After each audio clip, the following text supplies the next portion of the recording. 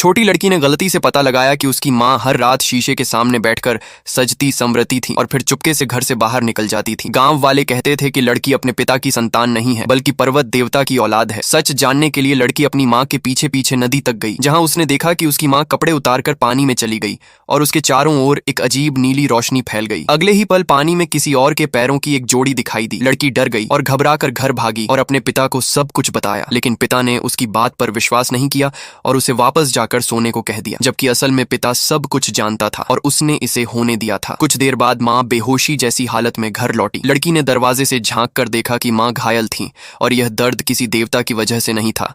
तभी शराब के नशे में धुत पिता आया और उसने माँ को पीटना शुरू कर दिया। समय बीतते ही लड़की बड़ी हो गई। एक दिन गांव में लड़की ने औरतों को यह कहते सुना कि उसकी माँ फिर से पर्वत देवता से विवाह करने वाली है।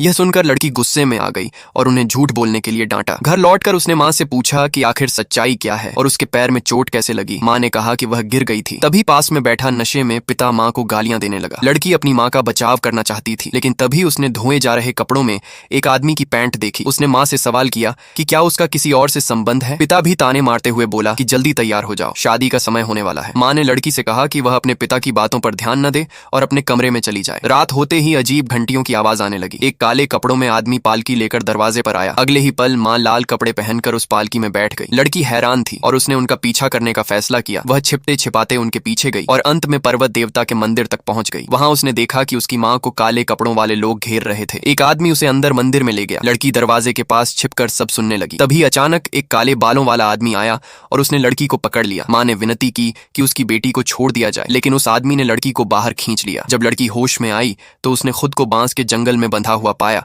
उसने किसी तरह खुद को छुड़ाया और वापस मंदिर की ओर भागी। मंदिर पहुंचने पर वहां कोई नहीं था, सिर्फ उसकी माँ जमीन पर पड़ी हुई थी। लड़की को सब समझ में आने लगा। जब वह गांव लौटी तो गांव वालों ने उसका मजाक उड़ाया। पिता को शर्म महसूस हुई और उसने लड़की पर गुस्सा निकाला। माँ ने अपनी बेटी की रक्षा की, लेकिन उसे और भी बुरा बर्ताव सहना पड़ा। गांव वाले डरते थे कि खून बहने से पर्वत देवता नाराज हो जाएंगे, इसलिए वे उन्हें समझाने लगे।